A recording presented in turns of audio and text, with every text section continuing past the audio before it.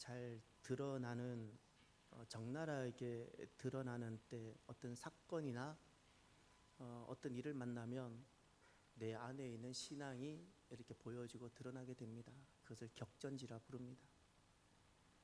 지금 러시아와 우크라이나와 러시아 전쟁하고 있습니다. 전쟁을 하게 되면 실은 말로만 했던 이 무기가 얼마나 진짜 능력 있는 무기인지, 이 나라 군대가 얼마나 힘이 있는지 낱낱이 다 드러나게 됩니다. 이번 주에 그 YTN 전쟁과 사람이라는 그 프로그램에 보면 제2차 세계대전 신호탄 폴란드 침공이라는 것이 있어서 제가 그것을 좀 이렇게 학습 공부하듯 제가 좀 보았습니다. 왜냐하면 폴란드가 관심이 있어서 그랬습니다. 폴란드는 작년에 우리나라와 엄청난 무기 계약을 맺었습니다. 상상할 수 없는 무기 계약입니다. K2 전차를 무려 1000대 계약을 합니다. 지금 우리나라에 있는 전차가 한 2000여 대인데 우리나라 굉장히 강한데 그 폴란드가 한 1000대를 계약을 합니다. 자주포를 K9 자주포를 648문을 계약을 합니다. KF-50이라고 경공격기가 있습니다. 그걸 무려 48대를 계약합니다. 우리는 그리려니 합니다.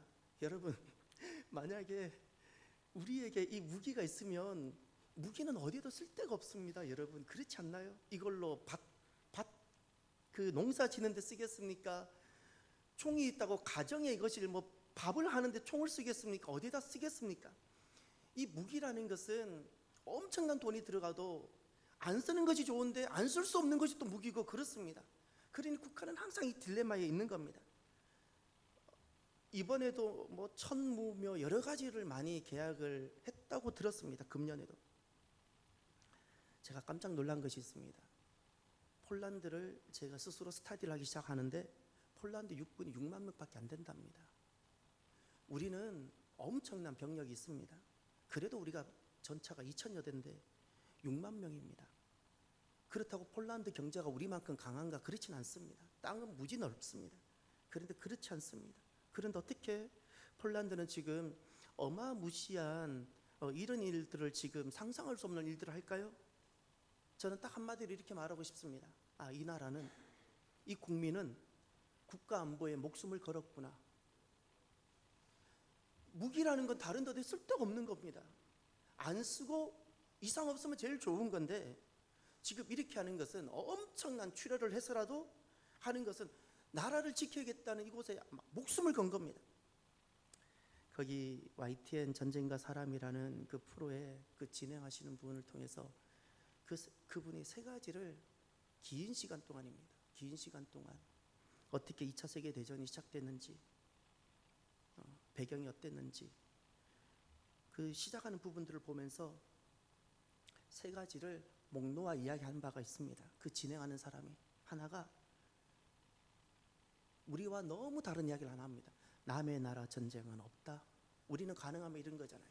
이웃 전쟁할 때 끼지 마라. 우리 전쟁이 된다 이렇게 생각하잖아요. 그런데 거기서 이야기하는 것이 그겁니다.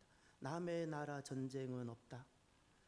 히틀러가 폴란드를 침공할 때 폴란드란 땅이 결코 적지 않습니다. 폴란드가 군대가 없었던 것이 아닙니다. 수십만의 군인이 있었습니다.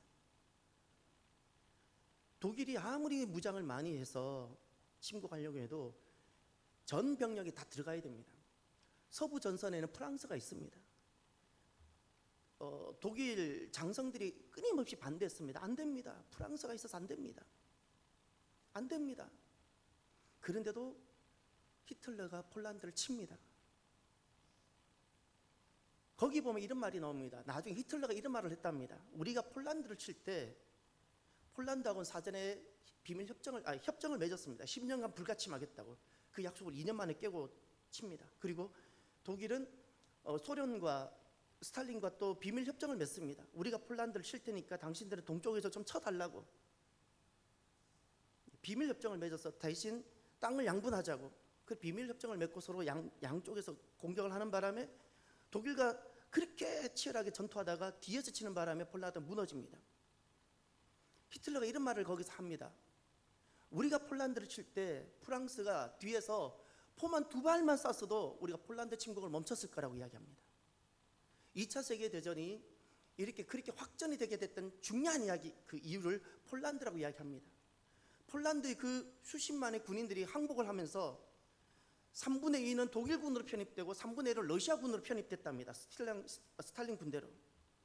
거기서 힘을 얻어서 체코, 유고 다 점령하고, 그리고 남의 나라 전쟁, 우리 전쟁이 될까봐 포 두 발을 쏘지 못했던 프랑스, 포탄이 없었던 것도 아니고 포도 없었던 것도 아닌데 포 두 발을 쏘지 못했던 프랑스, 결국 프랑스가 쑥대밭이 돼버렸습니다. 그 이야기를 피 터지게 합니다. 남의 나라 전쟁은 없다. 또 하나가 무기가 남기에 전쟁을 하는 것이 아니라 무기가 없기에 전쟁을 한다. 그분이 계속 하는 이야기가 사람들은 오해를 한다는 겁니다. 군사력이 세지고 무기가 있으면 전쟁을 하게 될 거라고. 그렇지 않습니다. 폴란드가 왜 엄청난 비용을 들여서 곡식을, 회사를, 가정을 돌보는데 전혀 쓸모없는 이 무기를 그 비싼 돈을 들여서 왜 드립니까? 폴란드는 아픔을 겪었어요. 프랑스와 영국이 그렇게 철저하게 걱정하지 마라, 우리가 지켜주겠다 했지만 아무도 안 지켜줬어요. 아무도 안 지켜줬어요. 프랑스 두 발만 쐈어도 폴란드 침공을 멈출 수 있었어요. 아무도 안 지켜줬어요. 독일 10년간 불가침 약속했지만 2년 만에 깨고 독일을 또 폴란드 침공했어요. 그때 폴란드가 무기가 있었으면 독일이 침공을 못했을 거라고 이야기하는 겁니다. 폴란드도 계속 무기를 개발하고 폴란드도 탱크를 스스로 개발하고 했지만 무기가 약했기 때문에, 그래서 그 교훈이 있어서 지금 우크라이나 다음에 자기들이라는 것을 알기 때문에 모든 에너지를 다 동원해서 지금 무기를 준비하는 겁니다. 세 번째, 그 YTN 전쟁과 사람에서 세 번째 마지막 마무리하면서 주는 메시지가 계속 반복하는 세 번째 교훈이 그겁니다. 전쟁의 아픔을 되풀이하지 않기 위해 전쟁을 대비하는 자세가 필요합니다. 그분은 그걸 계속 이야기합니다. 아픔을 되풀이하지 않기 위해서 전쟁을 대비해야 된다고. 전쟁이 나고 격전지에 가면 우리의 실상이 다 드러납니다. 전쟁은 너무너무 비참합니다. 상상할 수 없습니다. 상상할 수 없는 그 비참함을 우리가 겪지 않기 위해서 준비하는 겁니다. 여러분, 내 믿음의 격전지가 있습니다.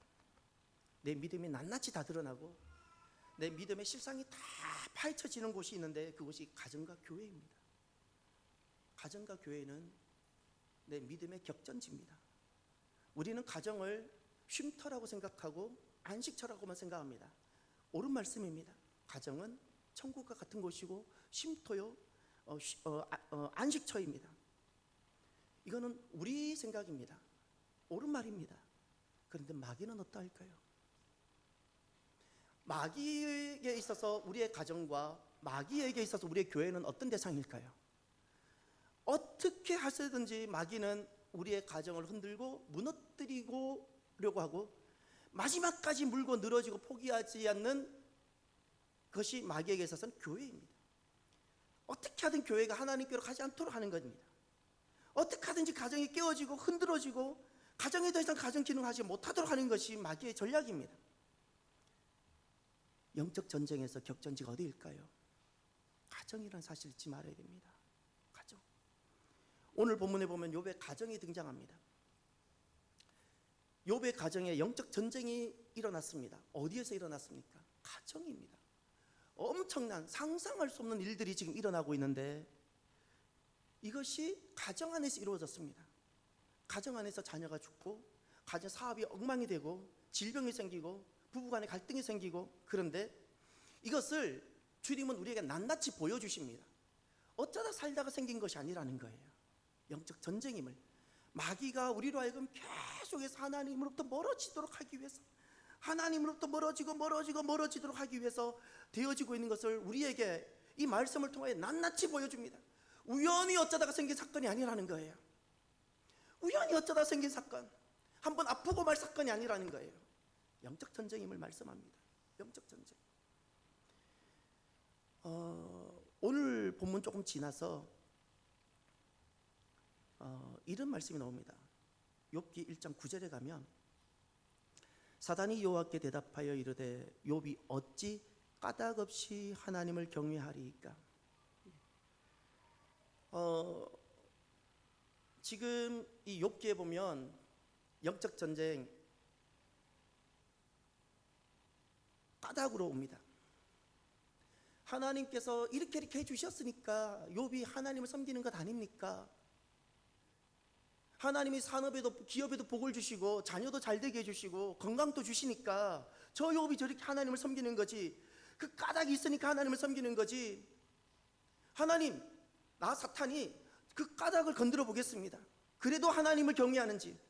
영적 전쟁이 어떻게 오는지 어떻게 오시냐면 우리의 믿음은 언제 이렇게 도전받는가? 까닭입니다. 여러분, 나는 예수님을 지금 믿고 주일날 성전에 나왔는데 내가 나온 까닭이 무엇이죠? 나는 왜 하나님을 경외하죠? 내가 경외하는 까닭이 어디 있죠? 혹시 지금 사업이 잘 되고 있어서인가요? 자녀가 내 기도대로 잘 되고 있어서 그 까닭으로 내가 하나님을 섬기나요? 내가 어떤 까닭인지 그 까닭으로 인해서 내가 하나님을 섬긴다면 마귀는 그것을 알고 그 까닭을 건들 겁니다. 건들 겁니다. 근데 욥을 한번 보십시오. 지금 마귀가 4가지 까닭을 건듭니다. 이런 것 때문에 욥이 저렇게 하나님을 경외하는 거지 욥 저 하나님 경외할 수 없을 겁니다. 엄청난 도전합니다. 첫 번째 까닭 10절부터 보면 소유물이라는 단어가 반복돼 나옵니다. 10절에 소유물, 11절에 소유물, 그리고 12절에 드디어 하나님이 이렇게 말씀합니다. 여호와께서 사탄에게 이르시되 내가 그의 소유물을 다 내 손에 맡기노라. 소유물을 말합니다. 소유물, 쉽게 말하면 풍요, 사업에 잘된 번영. 첫 번째 까닭 소유물을 마귀가 건듭니다. 만약에 내 신앙이 소유물에 있었고 번영에 있었다면, 만약에 마귀가 그 소유물을 건드렸을 때 내 신앙생활이 번영의 기초에 한 사람은 반드시 흔들리고 결국에는 이 영적 전쟁에서 승리하지 못할 겁니다. 두 번째, 마귀의 까닭입니다. 첫 번째 시험에도 욥은 그 소유물의 신앙이 기초가 있지 않았습니다. 이 시험을 통과합니다. 두 번째 시험을 한번 보십시오. 어디를 보시냐면 2장을 가셔서 4절을 가면 이런 말씀이 나옵니다. 사탄이 여호와께 대답하여 이르되 가죽으로 가죽을 바꾸오니 사람이 그의 모든 소유물로 자기의 생명을 바꾸올지라. 쉽게 말하면 가죽으로 가죽을 바꾸는 거지 소유물로 어떻게 생명을 바꾸겠습니까? 소유물로는 안 됩니다. 그래서 제안하는 것이 5절에 이제 주의 손을 펴서 그의 뼈와 살을 치소서. 건강입니다. 두 번째 까닭, 내가 지금 내 몸이 건강하고 내가 지금 내 마음이 평안하니까 그래서 욥이 하나님을 경외하고 예배를 드리는 거지, 그의 몸에 조금 또 이상만 있고 몸에 조금만 이상만 있어도 욥은 절대 하나님을 믿지 않고 경외하지 않을 겁니다. 그래서 하나님이 그 부분을 허락하십니다. 그래서 마귀가 그 몸에 손을 댑니다. 두 번째 까닭. 세 번째 까닭도, 세 번째 까닭 한번 보십시오. 9절. 그의 아내가 그에게 이르되 당신이 그래도 자기의 온전함을 굳게 지키느냐 하나님을 욕하고 죽으라. 세 번째 까닭은 아내입니다. 가정입니다. 가족입니다. 자녀는 지금 다 죽어버렸습니다. 남아있는 가족이란 아내밖에 없습니다. 유일한 내 편이어야 되고 우군이어야 되는데 하나님을 욕하고 죽으라고 가장 가까운 사람으로부터 옵니다. 여러분, 세 번째 아내가 뜻하는 바는 그 까닭이 가족에 있는 겁니다. 가정입니다. 가정에 그 하나님을 믿는 이유가, 가정에 있는 사람은 가정에 조금이라도 금이 가거나 훼손이 되면 하나님을 떠나고 하나님을 욕하고 돌아서게 되는 겁니다. 네 번째, 11절에 보면 친구들이 오게 됩니다. 그때 욥의 친구 세 사람이 이 모든 재앙이 그에게 내렸음을 듣고 이렇게 욥의 친구들이 옵니다. 네 번째 까닭은 친구입니다. 이것은 사회를 말합니다. 그런데 이 친구들은 누구인가? 입으로는 하나님을 말하지만 하나님의 계획과 하나님의 경륜을 전혀 알지 못한 채 자기가 살아왔던 인생의 경험으로 모든 것을 해석하고 하나님의 계획은 조금도 알지 못한 채 그렇게 살아가는 사람이 바로 이 친구들입니다. 전형적으로 세속화되어진 사람들, 그런데 이 네 가지 까닭, 소유물, 그리고 건강, 그리고 가정, 그리고 사회, 이런 까닭으로 그 마귀가 우리로 하여금 시비를 걸고 전쟁을 하게 해서 결국 우리로 하여금 패배하게 하는데, 패배의 모습, 마귀의 목표를 보시길 바랍니다. 마귀는 우리에게 왜 이렇게 시비를 걸고 전쟁을 해서 우리로 하여금 어디에 서게 하려고 하는가? 11절, 1장 11절, 이제 주의 손을 펴서 그의 모든 소유물을 치소서. 그리하시면 틀림없이, 다 함께, 주를 향하여 욕하지 않겠나이까? 하나님을 욕하는 거예요. 하나님을 욕하는 거. 2장 5절을 보십시오. 이제 주의 손을 펴서 그의 뼈와 살을 치소서. 그리하시면 틀림없이, 다 함께, 주를 향하여 욕하지 아니하겠나이까? 하나님을 욕하는 것. 2장 9절을 볼까요? 그의 아내가 그에게 이르되 당신이 그래도 자기의 온전함을 굳게 지키느냐? 다 함께, 하나님을 욕하고 죽으라. 마귀가 결국에는 우리로 하여금 서게 하려고 하는 자리는 하나님을 욕하는 자리입니다. 하나님을 욕하는 자리는 우리가 패배했다는 뜻입니다. 그럼 하나님 욕하는 모습이 어떻게 나타나는가? 우리가 하나님 앞에 누가 육두문자를 쓰겠습니까? 우리가 육두문자를 쓰지 않는다고 욕하지 않는 것이 아니라 원망과 불평이 하나님께 욕하는 겁니다. 그것은 출애굽기에 다 나타납니다. 원망과 불평이라는 것은 이 모든 것을 이끌어 가시는 하나님에 대한 욕함이 되어지는 겁니다. 욕함이 되는 겁니다. 여러분, 찬양이라는 것은 불러도 되고 어려우면 안 불러도 되고 내가 잘 아는 것만 부르고 그런 것이 아닙니다. 찬양이라는 것은 내 영혼이 항상 불러야 되는 노래입니다. 내 삶이 잘 될 수도 있고 내 가정이 잘 안 될 수도 있고 어려울 수도 있고 내 사업이 내 계획과 전혀 다르게 잘 안 될 수도 있고 내 몸의 건강이 좋지 못할 수도 있어도 내 안에는 항상 내가 부를 수 있는 노래가 있어야 됩니다. 그것이 찬양입니다. 찬양이라는 것은 어떤 상황에서도 하나님을 욕하지 않는 자의 고백입니다. 하나님을 욕하지 않는 자가 할 수 있는 것이 찬양입니다. 하나님을 경외하는 자가 이 삶의 영적 전쟁에서 승리하며 부르는 그 노래를 찬양이라 부르는 겁니다. 그렇게 이 찬양이 반드시 우리가 불리어져야 되는 곳이 있는데 그곳이 바로 가정입니다. 마귀는 우리의 가정을 끝까지 물고 늘어지지 않고 가정을 영적 격전지로 만들어서 가고 있는데, 그렇게 우리가 반드시 이 가정에서 승리 노래가 불리어져야 됩니다. 어떤 상황에서도 하나님을 하나님으로 고백하며 어떤 상황에서도 하나님을 욕하지 않기에 승리자들만 부를 수 있는 그 찬양, 그래서 찬양은 능력이라 말하는데 그 찬양이 반드시 가정 안에서 불리어져야 합니다.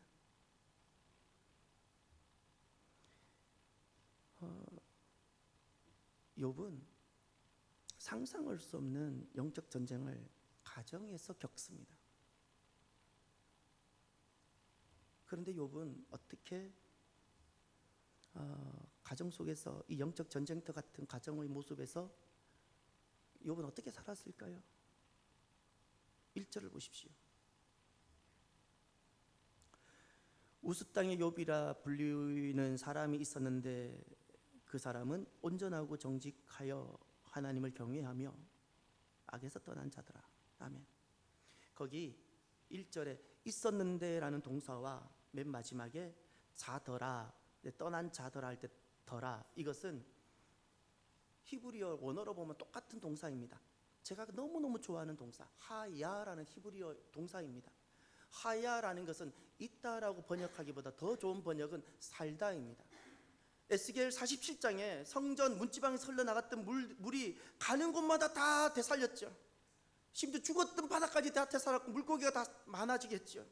그때 되살아나다, 살게 하다, 그 동사가 하야입니다. 구원은 살게 하는 겁니다. 사는 것이 구원인 겁니다. 사는 겁니다. 하야입니다. 욥은 어떻게 살았는가? 전쟁터 같은 가정이었는데 그 삶은 어떻게 살았는가? 욥은 어떻게 살았는가? 주님은 이렇게 우리에게 증거해 주십니다. 온전하고 정직하며 하나님을 경외하며 악에서 떠났다. 욥은 이렇게 살았어요. 온전함으로 살았어요. 정직하게 살았어요. 경외하며 살았어요. 악을 떠나며 살았어요. 온전하게 살았다는 것은 사람은 이 땅에 온전함이 아무도 없습니다. 이 온전함이란 완전함을 말하는데 무엇이 우리로 하여금 완전하게 할까요? 높은 가치, 높은 목적입니다. 높은 가치. 언제 우리가 완전해지는가? 부모가 갖고 있는 가치가 있고 부모가 갖고 있는 목적이 있는데 그거보다 더 높은 가치와 목적을 내가 찾아갈 때 나는 완전해지는 겁니다. 하나님의 가치가 있고 하나님께서 보시는 가정에 대한 목적이 있는데 내가 그 목적을 알아갈 때 우리의 가정이 완전해지는 겁니다. 언제 우리가 결국 가정이 실패하는가? 부모 수준의 가정의 가치를 갖고 그냥 사람의 수준의 목적만 갖고 살아갈 때 그렇게 열심히 살아가지만 마지막에는 후회만 남게 되는 겁니다. 그런데 하나님은 욥의 가정을 보면서 욥의 모습을 보면서 넌 완전하구나. 그 말은 가치와 목적이 높았다는 뜻입니다. 또 욥은 어떻게 살았을까? 정직이라 그럽니다. 이 정직이라는 것은 원어로 보면 곧다라는 뜻입니다. 욥의 가정과 욥도 분명히 세상 속에 살아갔지만 세상 속에서 곧았다라는 것은 적절하게 타협하고 눈 한 번 감으면 쉽게 살아갈 수 있는 세상이지만 세상과 타협하지 않았다는 뜻입니다. 하나님이 그것을 보셨다는 것입니다. 세상과 타협하지 않고 곧게 살았다. 누가? 욥. 욥은 이렇게 살았습니다. 세 번째, 경외입니다. 이것은 복종을 말합니다. 이것은 욥이 그 가정에 거부였고 당대에 그만한 거부가 없었던 가장 큰 자였는데 그가 얼마든지 아버지요 주로서 역할이 가능했는데 그는 하나님을 왕으로 주로 삼고 본인은 복종하는 자로 살았던 겁니다. 악에서 떠났다. 욥은 악에서 떠남으로 살았습니다. 이것은 적극적 의지입니다. 떠났다라는 것은 단순한 회피가 아닙니다. 적극적 의지로 끄다, 내쫓다라는 뜻입니다. 욥은 이렇게 살았습니다. 사랑하는 성도 여러분, 저와 여러분들은 어떻게 살고 있습니까? 가정 내에서 내가 두고 있는 목적과 가치는 무엇입니까? 나는 가정에 어떤 목적을 두고 살아갑니까? 가정 안에서 나는 어떻게 세상과의 관계를 맺고 살아가고 계십니까? 나는 가정 안에서 누가 주입니까? 가정의 통제권을 누가 가지고 있습니까? 하나님이십니까? 나입니까? 나는 가정 안에서 내가 적극적인 의지를 가지고 내가 반드시 몰아내고 내쫓아야 되는 것이 있는데 나는 어떻게 살고 계십니까? 1절에 보면 이런 말씀이 있는데 욥이라 불리는 사람이라는 표현이 나옵니다. 이 불리다라는 것은 이름을 말합니다. 여러분, 내 이름은 어떻게 지금 불리고 있습니까? 부모는 이름 석자가 분명히 있지만 부모는 자녀들이 부르는 마음의 이름이 있습니다. 저도 제게 부모님이 있고 아버지가 있고 어머니가 있지만 아버지 이름 석자가 있고 어머니 이름 석자가 있지만 제가 제 마음으로 제 어머니를 부르는 제 이름이 있습니다. 나는 지금 어떻게 내 이름이 불리고 있습니까? 하나님께서는 욥을 이렇게 불러주셨습니다. 너는 온전하게 사는구나. 너는 정직하게 사는구나. 너는 나를 경외하며 사는구나. 너는 적극적 의지로 악을 떠나며 살고 있구나. 이것이 하나님은 욥을 그렇게 불러주신 그의 이름이었습니다. 오늘도 저와 여러분들 이런 이름을 얻게 되어지기를 바랍니다. 끝으로 욥은 결코 쉽지 않은 이 가정의 그 영적 싸움에서 욥은 어떻게 이길 수 있고 승리할 수 있었을까요? 4절과 5절을 보시면 그의 아들들이 자기 생일에 각각 자기의 집에서 잔치를 베풀고 그의 누이 3명 또 청하여 함께 먹고 마시더라. 그들이 차례대로 잔치를 끝내면 욥이 그들을 불러다가 성결하게 하되 아침에 일어나서 그들의 명수대로 번제를 드렸으니 이는 욥이 말하기를 혹시 내 아들들이 죄를 범하여 마음으로 하나님을 욕되게 하였을까 함이라. 욥의 행위가 항상 이러하였더라. 아멘. 어떻게 쉽지 않은 이 영적 전쟁을 욥은 이길 수 있었을까요? 첫 번째가 여기 3가지가 나옵니다. 5절에 3가지가 나옵니다.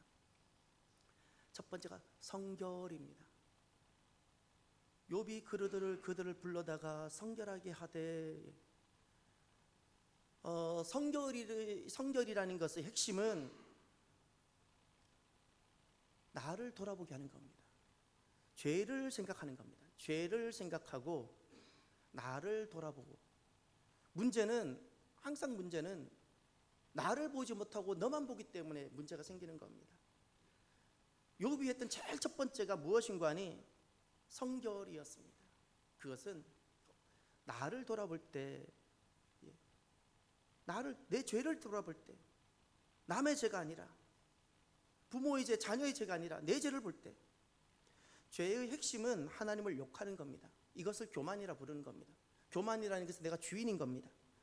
내가 주인이면 내 마음이 높아지게 되고, 그렇게 되면 내 마음의 그 높아진 마음으로 인해서 나오는 것이 원망과 불평이라는 겁니다. 이것이 죄의 핵심입니다. 언제 성결인가? 내 마음을 돌아보는 겁니다. 내 마음을. 욥은 이렇게 영적 싸움에서 싸워내는 겁니다. 두 번째, 욥은 어떻게 이 쉽지 않은 영적 전쟁에서 싸워 승리할 수 있었을까요? 번제입니다. 아침에 일어나서 그들의 명수대로 번제를 드렸으니, 번제라는 것은 하나님께 희생제사, 희생제물을 가지고 희생제사를 드렸다는 겁니다. 하나님께 예배를 말하는 겁니다. 하나님께 예배. 내가 내 죄를 보니까 내가 죽어야 되는데 나 대신에 저 짐승을 잡아서 저 짐승의 피를 대신 흘리는 겁니다. 내가 피를 흘리고 죽어야 되는데 저 짐승의 피를 대신 흘리면서 하나님 앞으로 나아가는 겁니다. 번제라는 것은 철저히 하나님 앞에 예배하는 겁니다. 내가 하나님을 찬양하는 자가 되고, 더 이상 내가 범죄하는 자, 하나님을 욕하는 자, 원망과 불평하는 자가 되지 않기 위하여 내가 저 희생제물을 대신 잡으면서 내 안에서 그렇게 원망하고 싶고 하나님께 범죄하고 싶었던 그 마음들을 내가 그때마다 저 희생제물을 내가 잡으면서 하나님 앞에 나가 예배하는 겁니다. 세 번째는, 욥은 어떻게 쉽지 않은 전쟁에서 이길 수 있었을까요? 5절 끝에 보면 너무 중요한 단어가 하나 나오는데, 욥의 행위가 항상 이러하였더라. 항상입니다. 이벤트로 오늘 예배를 드린 것이 아닙니다. 잔치라는 이벤트가 있었기 때문에 오늘 특별히 이벤트로 한번 예배를 드리자, 그것이 아니라 이 항상이라는 히브리어 원어를 보면 요음이라는 단어와 이것이 반복되고 있는 그 단어가 합쳐져서 나오고 있습니다. 날마다 이와 같은 일을 했다는 겁니다. 그리고 더 중요한 건 규칙적으로 했다는 겁니다. 규칙적으로. 욥의 가정을 가만히 보면 아내의 신앙이 너무 어렸습니다. 욥은 믿음으로 너무 귀한데 아내의 신앙이 너무 어립니다. 중요한 것은 가족의 믿음의 크기가 다 다릅니다. 이것이 왜 의미가 있고 중요한가? 사람은 믿음만큼 봅니다. 사람은 지식만큼 세상을 이해하는 것처럼 믿음만큼 영적인 것을 이해하게 되는 겁니다. 그런데 가족의 믿음이 제각기 다른데, 만약에 욥이 아내의 믿음의 수준에 맞춰버렸다면 욥은 승리하지 못했을 겁니다. 아내의 믿음이 아직 어려도 욥은 높은 가치와 목표를 낮추지 않았어요. 여전히 그는 자녀들이 매번 어떻게 그 예배를 다 드렸을까요? 그러지 않았을 겁니다. 그럼에도 불구하고 어린 자녀에게 맞추지 않습니다. 그는 여전히 날마다 예배합니다. 날마다 가정 안에서 때로는 아내도 참여하지 않는, 때로는 자녀도 참여하지 않는 그 1인 예배를 욥은 날마다 드립니다. 그리고 그 예배가 진정 진심으로 드립니다. 노래가 진심입니다. 찬양이 진심입니다. 그것에서 기도가 진심입니다. 우리는 이것을 압니다. 모든 승리는 사람으로부터 오지 않습니다. 아무리 개인이 경건하고 아무리 뛰어나고 어떤 은사를 받았다고 사람이 승리케 하지 못합니다. 모든 승리는 주님께로부터 옵니다. 욥의 승리는 어떻게 왔을까요? 주님으로부터 왔습니다. 하나님은 누구에게 승리케 하셨을까요? 이 질문을 해보십시오. 승리는 주님으로부터 온다면 하나님은 누구를 찾아서 승리케 하실까요? 가정 내에 아무도 예배하지 않을지라도 한 사람, 기준을 낮추지 않고 한 사람, 예배자 한 사람, 하나님 앞에 언제나 노래를 할 이유가 있고 하나님 앞에 나아가 노래할 이유가 있고 예배를 드리는 그 한 사람, 하나님 그 한 사람을 통해서 승리케 하십니다. 예배하는 순간만큼은 반드시 이깁니다. 예배하는 것은 반드시 하나님이 임하십니다. 예배하는 그곳은 해도 되고 안 해도 되는 어떤 종교 행위가 아니라 우리가 가정이나 우리가 가는 곳에서 예배를 하면 그것이 견고한 하나님의 나라, 하나님 성이 됩니다. 이곳은 하나님의 나라이며 하나님이 왕이심을 선포하는 것이 바로 예배입니다. 그래서 예배하면 반드시 승리하게 됩니다. 목사님, 우리의 가정에는 나밖에 예수를 믿는 사람 없어요. 1인 예배자로부터 시작하십시오. 목사님, 우리의 가족은 교회는 나와도 아직 예배 드릴 만한 믿음이 안 돼요. 나부터 예배하십시오. 1인 예배자입니다. 욥도 이런 과정을 다 거쳤습니다. 1인 예배자의 예배는 텔레비전 모니터를 켜놓고 어떤 귀한 교회 뜨거운 찬양과 기도가 있고 말씀이 선포되는 그것을 틀어놓는 것은 예배가 아닙니다. 내가 예배해야 돼요. 내 입으로 찬양해야 돼요. 내 입으로 주일 말씀이든 그날 새벽 말씀이든 내가 들은 말씀을 내가 거기서 반복하고 선포하십시오. 말씀 그냥 읽기라도 하십시오. 소리내서 내가 읽으십시오. 그리고 거기서 소리내서 기도하십시오. 이것이 날마다 해야 되는데 우리의 상황이 매일이 아닐 수도 있을 수 있습니다. 날마다가 되도록 목표를 세우되 중요한 것은 규칙적이어야 됩니다. 규칙적이라는 것은 시간이 날 때 한다는 것이 아니라 우선순위를 말하는 겁니다. 우선순위입니다. 하나님은 항상 우리의 마음을 보십니다.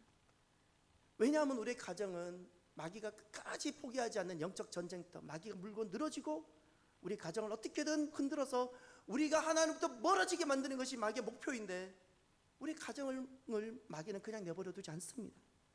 그래서 저와 여러분들이 하나님을 경외하는 순례자로 반드시 살아내야 될 삶의 공간이 있는데 그것이 가정입니다. 가정에서 순례자로 살아가는 저와 여러분이 되기를 바랍니다. 오늘 저는 한 주간 어느 책을 보다가 여러분에게 소개하고 싶은 글이 하나 있습니다. 이분은 얼마 전에 우리 교회에 함께 예배를 드리셨다가 지금은 다시금 캐나다로 돌아가셨습니다. 돌아가시기 전에 제게 책을 하나 주고 가셨습니다. 수요일 날 오셔서 노을진 길에 들어서다 박순영. 이 글은 이제 80이 되신 이분이 지금까지 살아오면서 이제 삶의 이야기를 시처럼 또는 수필처럼 적은 글입니다. 그 중에 제가 여러분에게 이 글을 하나 소개하고 싶습니다. 이별 2014년 9월 12일 치매로 가족을 모두 잊어버리고 자기 틀에 갇혀 사시던 어머니가 2014년 8월 29일 천국 가셨다.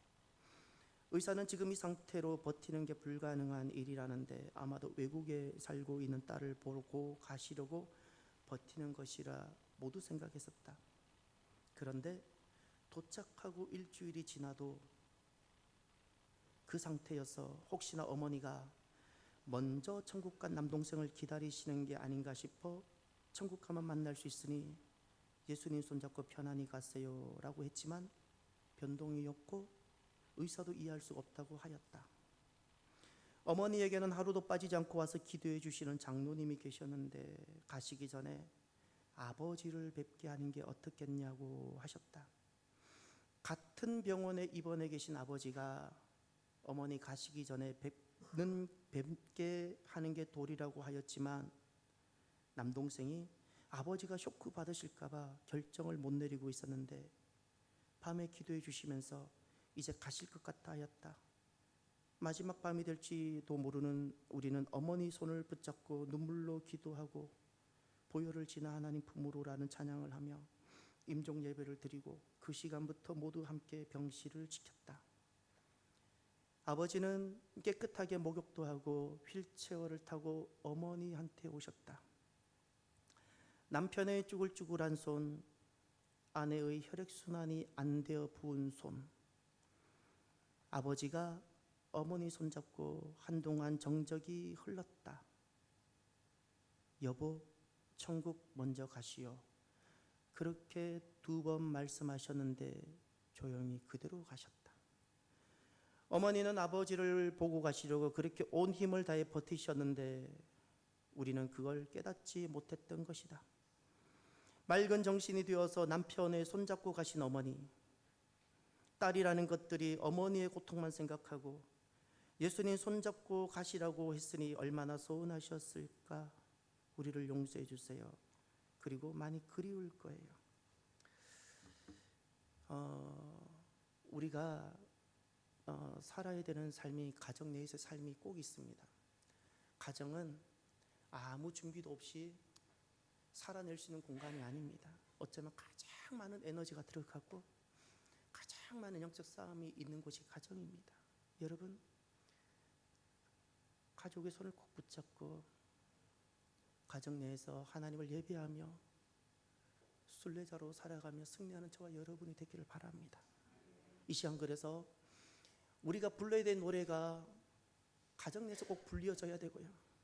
우리가 믿음을 지키며 살아가야 되는 순례자의 삶이 다른 어떤 곳에서 선교지가 아니라 가정 내에서 꼭 우리가 믿음을 지키며 살아가는 순례자로서 살아야 되기에 오늘 마지막 찬양은 저 멀리 배는 나의 시온성을 찬양했으면 좋겠습니다.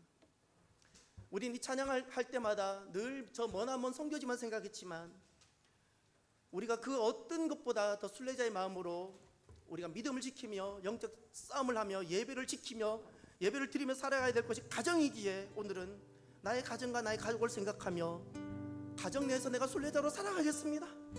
어떤 상황이 있어도 나는 믿음을 지키며 예배자로 살겠습니다. 고백하며 찬양합시다. 저 멀리 배는 나의 시온성 거룩한 곳 아버지지 내 사모하는 집에 가고자 한밤을 세웠네. 저 망망한 바다 위에 이 몸이 상할지라도 오늘은 이곳 내일은 저곳 주 보는 저 아득한 나의 갈길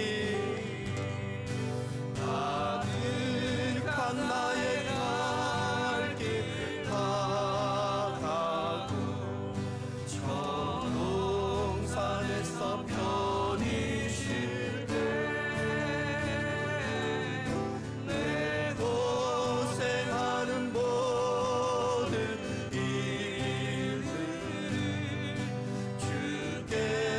주께서 인들이나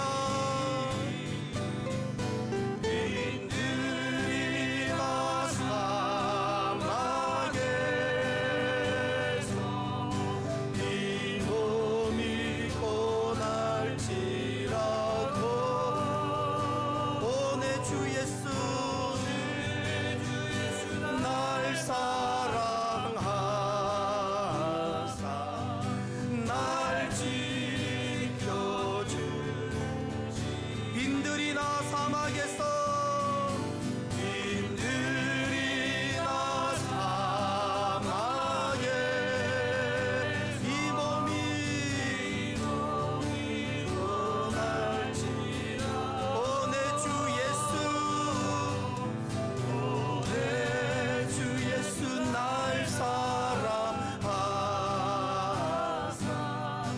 날 지켜주시리. 기도합시다. 하나님, 가정 내에서 주님을 노래하고 찬양하는 예배자가 되겠습니다. 가정 예배에서 아직은 다 함께 하지 못할지라도 내가 1인 예배자로 먼저 시작하겠습니다.